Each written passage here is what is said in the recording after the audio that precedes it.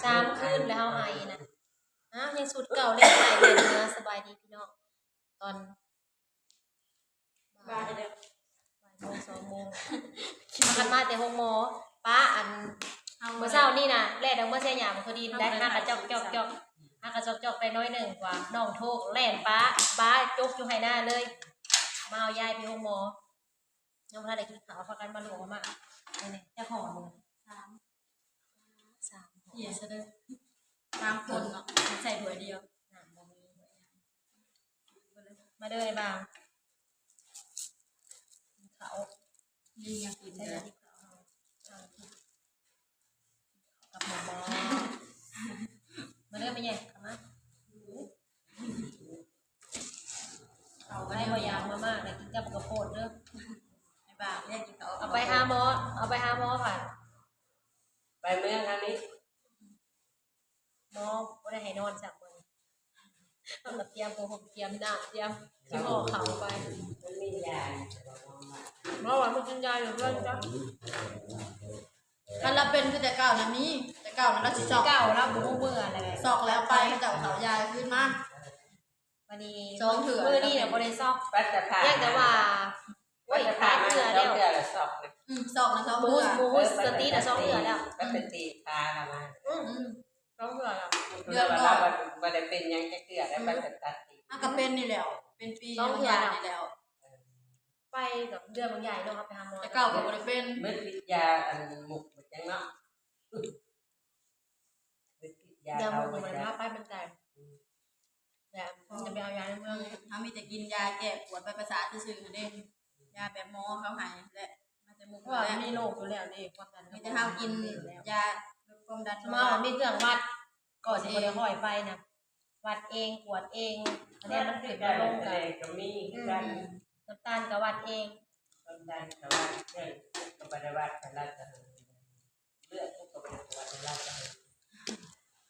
ทำด็อกเตอร์เด้อเฮ็ดเองว่าพูดดีแล้วว่า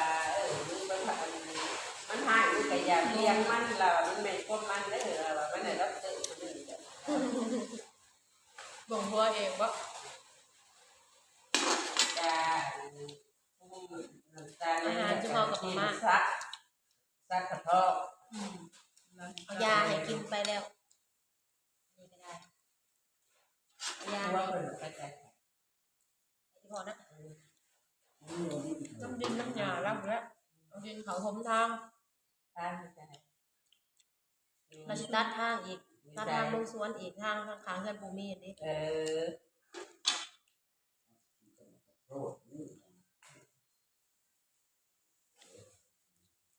หน่อยใหญ่เนาะโหดเนาะ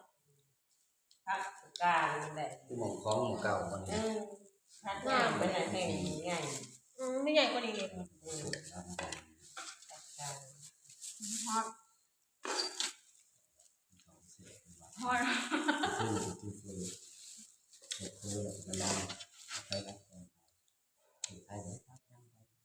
ผมมีหักคลิปลงเลยคลิปเลยปลาลงเนี้ย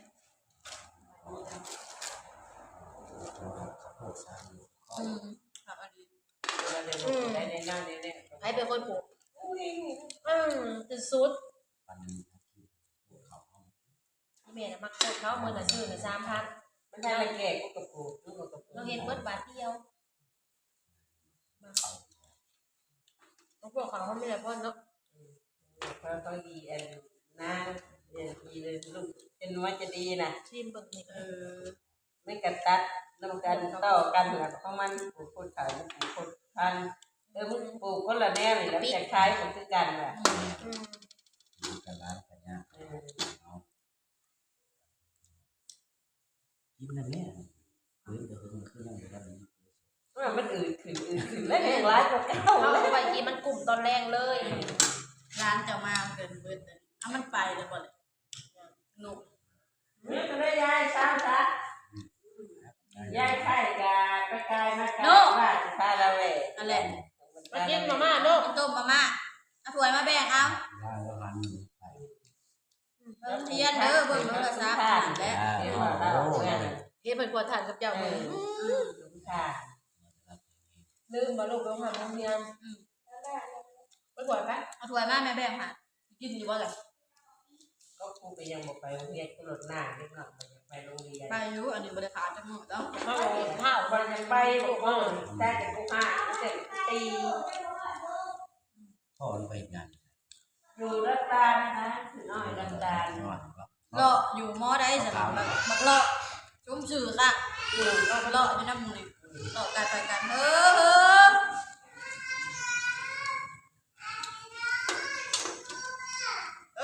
อนตา กับไปเสียหยามาเขาดินได้น้อยหนึ่ง เอาดอกข้างไปเลยนะคนซื้อน่ะผู้นั้น ก่อนเขาย้ายแล้วแล้วย้ายเขาเอาเมื่อเสียหยาทุดินกันเด้อ9 โมง 10 โมงอย่างนี้ห้ากันมาสวดจวดน้อยเดียวดองผัดชงหกไปอีกแล้วแต่ง3 บาทเอาปื้ออีกบ่วะอย่าเบิ่งมันเลย ข้านออกไปเนาะ พาเอาไว้ผูกย้ายน่ะจองไว้เนาะมาซอยเขาน่ะแม่เพราะว่าบาทนี่แล้วบอกบ่ฮู้เรื่องฮู้ราว มานาวอะไร อ้ายมันอุ้มเขามาอีก นอนทา อุ้มไป5 โมงบาทเนาะ เบิดแน่เดียวนี่แหละของเฮากับมันบัดใจในหินเนาะคิดจะไปหาหมอแน่เดียว อย่าปากเบิ่งโทรศัพท์ทา นั่งเป็นกันกับ ลุงบางให้เด้อไม่ใหญ่นอนน่ะเด้อ ของแนวมันมีแต่ไปหาหมออย่างเดี ยา ยว น่ะหมอก็บ่ได้ให้นะไปมีแต่เพิ่นก็แนะนำนั่นนะเป็นโรคผู้เฒ่าอันนี้นะเป็นย้อนน้ำตาลขึ้นน้ำตาล140เลยมันสิขึ้นมาจากหน่อยพวกนี้มันเป็นแบบเบอร์เลยโลงระวังแล้วเคยเป็นอยู่ น้องพ่อแม่ก็ชอบใครเป็น ขั้นขึ้นแห้งกว่าสิซอกขั้นขึ้นน้อยหนึ่งพอดีเบอร์เลย บ่มักซาลีนี่ ลูกก็ตีตาเบิ่งซะก่อนจะฮู้ว่าไผเป็นไผ บ่มักซาลีนะ ทำไม ซาลีหวานได้อ้าว ว่าเป็นอันปลาเวนว่า เออ ว่าเป็นปลาเวนชื่อเนาะ เนี่ย กระป๋อนเขา กินนม นมเช้าเจ้าไปเช้า ลุงบางที่หายเพิ่น อยากนมบ่ลูก เช้าโอ้ย เกิดงามยังนอนเลยอย่าให้โทรศัพท์น่ะ ไปอยู่บ้านลูกมาไว้จะกิน ไปเอาโทรศัพท์มา เมื่อกันเล็กไล่คนงามหา งานใส่ คนงามหาที่ไหนเด้ งานสิหา ใจเด้อ คุยมาเบิดอยู่เนาะพ่อ อยู่ในเนี่ยบ่ได้ลงออกนั่นออก เฮาน่ะฮอดเดี๋ยวนี้ใส่เดี๋ยวจองตู้ไปเอามาตาวันจะให้ เดี๋ยวตาบ่มาลูกไปนำมา ไป นอนของใหญ่แล้ว ย่าบ่ไปโรงเรียนเด้อบ่ได้เด้อเผาไม่ใหญ่เด้อป้าสิแล่นออกหน้า เฮ้ยอย่าให้ยังบ่ได้งามได้หา แล่นออกหน้าอีกก่อนเสียหยาอีกก่อนจักบาทนอนรับอย่าเพ้อเด้อบัดนี้ว่ากันลูกดอกจ้องกันลูกเด้อนอนอยู่นี่เขา ต่อทางกันนอน นอนอยู่นี่นอนเผาเรา น้อง น พา กั กัน นไปว่าไปหาพี่นางมาไป ล็อกไว้ล็อกประตูไว้ ก็ไปทำอย่าง เราบ่ได้หยุดเนาะ ว่าสร้างโรงงานแล้ว ถ้ามันไปข้างหน้าแล้วตกมันสูง ไปทางงาน เอาไม่อีกมุด นอนหันว่าคือมันจะกินอะไรกัน เอาหน่อยแดงๆนี่ละ มันเฮ็ดมันไม่กรอบนะบ่เฮ็ดบ่หมากแดงกับหวานได้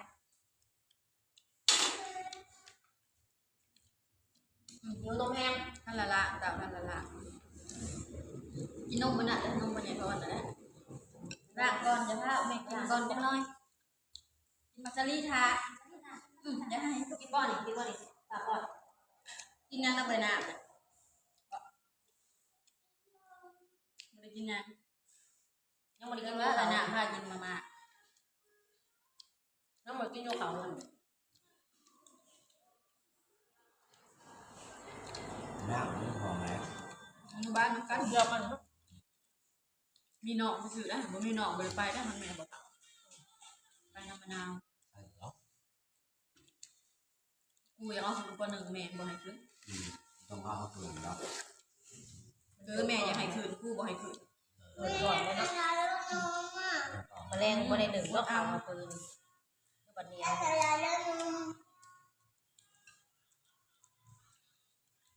แม่กินอันนี้ก่อนไปพี่ซะ ขึ้นมาข้างบน อยากแอบแม่อยู่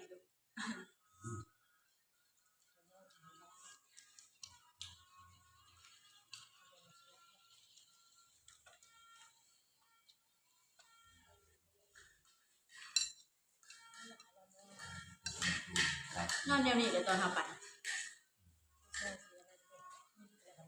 อืม ขาบาน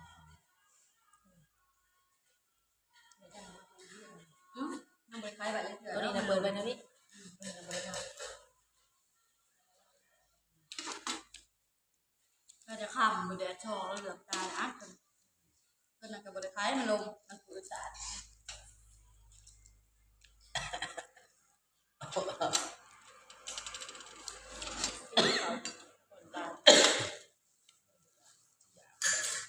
นี่ดูเนี่ยมีงาน แตกตาที่ลงนะ เขาลงไปนะยังไงเดียวผมก็เร็วเล็ดได้เล็ดเนี่ย มือนี่สิไปดูเนี่ยซ่าแล้ว เปิดไป การเนี่ยซ่าการของเราเรา เอาลงมืออื่นตายมันหนูปะมืด ที่ทำงานใหญ่ใจยัง ตามคนทุกวัน ผมมีได้แบบ ในคืนที่ก่อนสายันไปเลย มีโบอาน้ำในห้องกินแล้วแบบบริการน้ำเด็กสิคือเคยทอดแล้วตอนอันนี้เอาไปอันนายโยมนะ ก็หันไปใหญ่ในเกินก็แค่นอนเท่านั้นไม่เลย เดี๋ยวช่วยเขาตายปังเลย ดูแล้วอ่อนเนาะอ่อน กินตัวนี้ พอได้ไปนอนก็คือนอนเลยแล้วเขากินเก่งเลย ฉั จั น ง ยัง ห ง วะ อนคือเก่าอยู่เนี่ย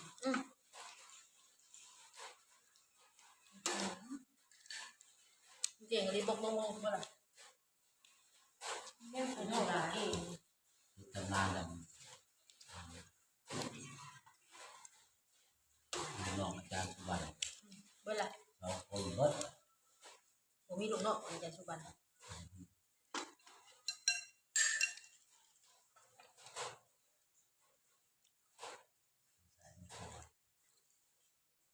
ำการเบิดละ ใส่นะเอาคีย์บอร์ดอยู่ใช้ก็ใส่ไปเจ้าแล้วคีย์บอร์ดมันส่งเนาะ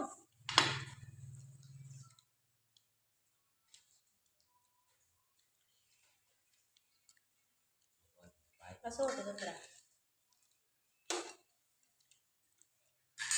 โอ้เห็นน้ำชาที่มากครับ งานนั้นพวกเมทเรียนเราจะไปอยู่งานนายโยมบอกนายโยมว่า ข้างหลัง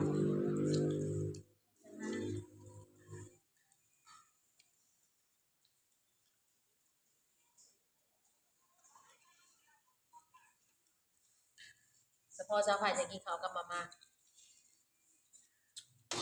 แซ่บเลยใส่ไข่ใส่พักลงไปละลายกับกะปิแซ่บ หมู่บ้านนี่ก็ มีหมักถั่ว มาคั่วเฮานี่ หุยกะปิแซ่บไ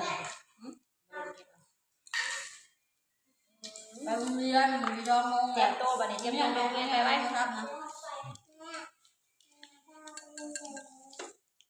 อื่นจะไปทุกมื้อ เว นี่ ลา ลา น่ะ น่ะ บ่ บ่ มี มี คนมาแรง ยังมาแรงบ่มีคนลูก เขาไม่ใหญ่เด้อตายสิออกมาง่วงแล้วยังไม่ได้กินน้ำ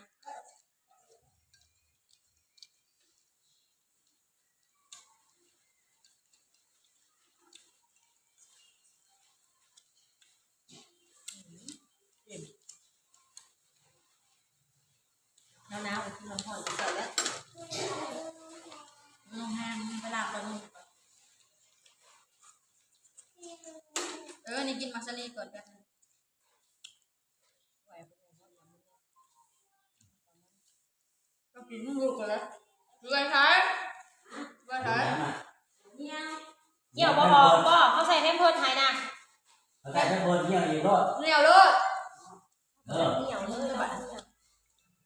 เราคุ้มมาบัดนะ นอนก็เข้ามาเที่ยวด้วยไปเปิดลืมแต่ไปเปิดนอนไปลูกโอ้เที่ยวด้วยเที่ยวกันมีเป็นเปิด ลืมโต ดูดูมีเป็นเปิดนะมันได้ถึงเมื่อเด็กๆวันนี้ นอนมันรับนะแม่เช้า ยัง ข้าว กินข้าวปานนี้ไปแล้วบ่กินข้าว เรื่องน้อยกูไม่เสียหยาแล้ว กินข้าวกับซองอันนั้นเมื่อนี้ก็ลงเลยเลย กินหนักแล้ว โอ้ย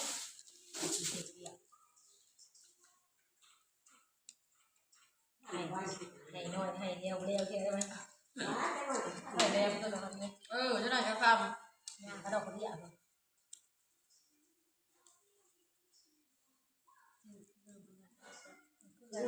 กินเด็กใส่ ซื้อกับใครเนี่ย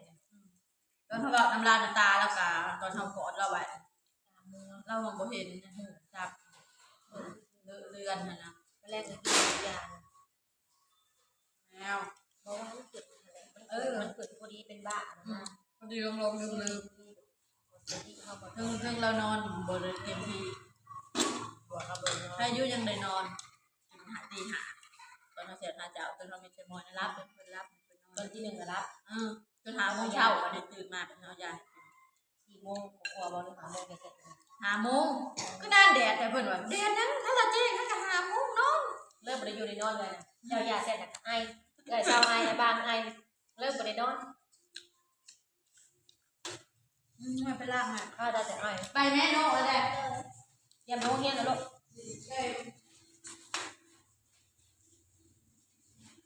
เปลี่ยนบ้านเรื่อยๆไปเนาะเอาเรื่อยๆครับ โอเคนะเป็นการคิดนะ